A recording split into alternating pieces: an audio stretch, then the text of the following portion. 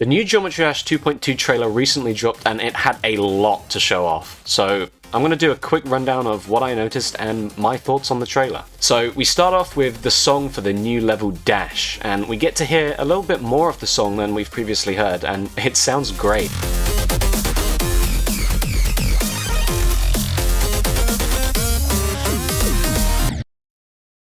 At the beginning we can see a range of new icons, and in fact there are over 700 new icons. That's insane.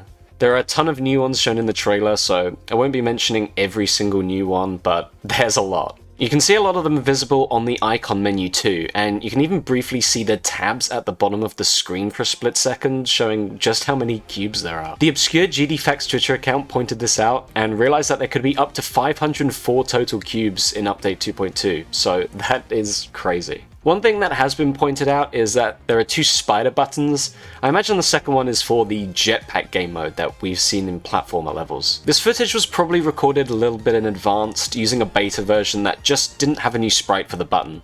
And of course we can see the new and improved color editor, which we have seen before, but I really like it, and I like that the glow can be customized separately. There is a new main level, singular of course, because RobTop confirmed that Explorers would be delayed until a little bit after the initial release of 2.2. The description just calls the level Dash, so I'm not sure if that's just a code word in place of a full name, or if the level is just simply called Dash. We haven't heard any other name being used for it, so it could just be called that. As we get towards the swing game mode, we can now see the color of the portal, which is this nice yellow color. We get another look at some platformer levels that we've seen, and it's revealed that we have a total of 4 official platformer levels. This part shows some more sound effects at work, dare defy the Lord of Darkness, as well as this cute little animation on the robot. There are over 6,000 songs to choose from, which is insane. The search and the filters should be really useful for finding the exact ones that you want. And the songs can be set and changed mid-level using the song trigger, which is really cool. We can also see here a camera guide trigger, presumably one of the many camera control triggers, and a spawn trigger, which looks very weird because it's been scaled using the new scaling tools visible there at the bottom of the screen. We can see the triggers in action when the player runs into a cave, we get a transition effect,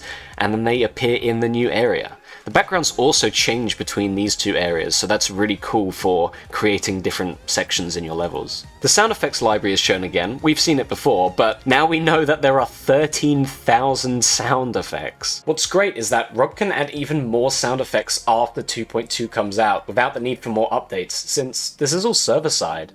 We can also see all of the sound effect trigger options here. Nothing too different from the existing triggers, but there's some cool options. I think volume by proximity is a neat feature. We get to see it here used to play a sound as the player gets closer to the diamond at the top. Could make for some really cool platformer levels, having the player find secrets by listening for sound effects. The group and the color IDs now go up to 9,999, which I'm sure is great for effect creators. We can also see new layering options here too. We now have 5 bottom layers and 4 tops, so that's 2 extra than we had before. I'm not sure what these things at the bottom are for. I assume they mean order and channel respectively, but it'll be interesting to see how they differ from the Z order. There are also new buttons to the side. There's a P button, again I'm not entirely sure what that could mean, but maybe a player group?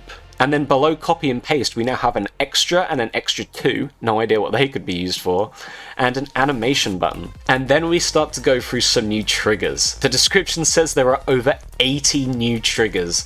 I was expecting a lot, but maybe 20 or 30, not 80.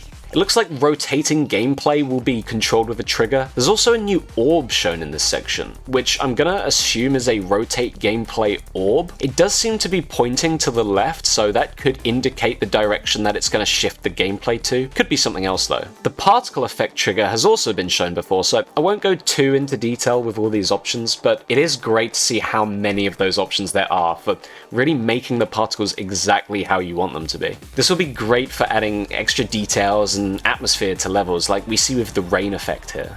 And then immediately we get to see shader effects as well. I love the way this one is used for an underwater effect. There's a pixelate effect as well, which I'm not as keen on, but it's cool. The gradient trigger is very interesting. It looks like you can set it to modify colors, and in this case it inverts them, and on specific layers too. You can see background, middle ground, the top and bottom layers that we saw already. There's a ground layer and a UI layer, as well as a max layer. That must mean it affects everything. And again, there is a P button like there was in the edit group menu, which again, I think it means player. We do see it in action here affecting the player by inverting its colors. We can then see the area trigger affecting objects around the player. That's pretty cool. And the camera controls, which have of course been shown a lot already. The keyframe system looks very complicated. I'd like to do some tutorial videos when the update drops, so maybe I can try and figure out what all this does and then make a dedicated video. We'll see. Whatever the case though, the keyframe system is going to be so useful for making awesome animations. The way it's used here to make the falling spike balls is really cool.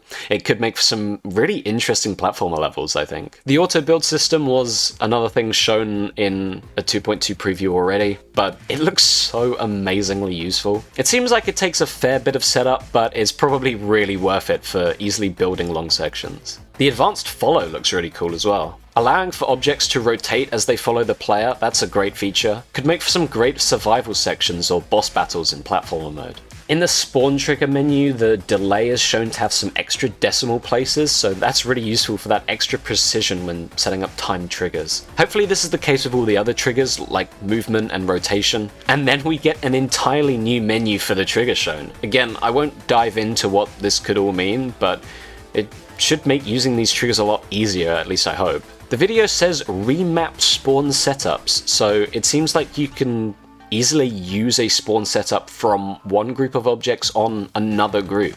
Like, here the platforms all move in the same way when the player jumps on them. I guess the spawn setup has been mapped from the first platform onto the others. We get to see the warp scaling being used as you'd expect, though at the top here there are some pulse triggers and an orb skewed kinda weirdly. It's sort of interesting, but probably just a screen effect being previewed in the editor, if I were to take a guess. There are a bunch of new backgrounds, which is amazing, and they look really cool. 60 fonts is crazy. I hope there's a better way though to select them, rather than just using the arrows. Having to tap the arrows 60 times just to get to one of the later texts would be super annoying. Also, it would be really cool if you could use more than one font per level, but we'll see.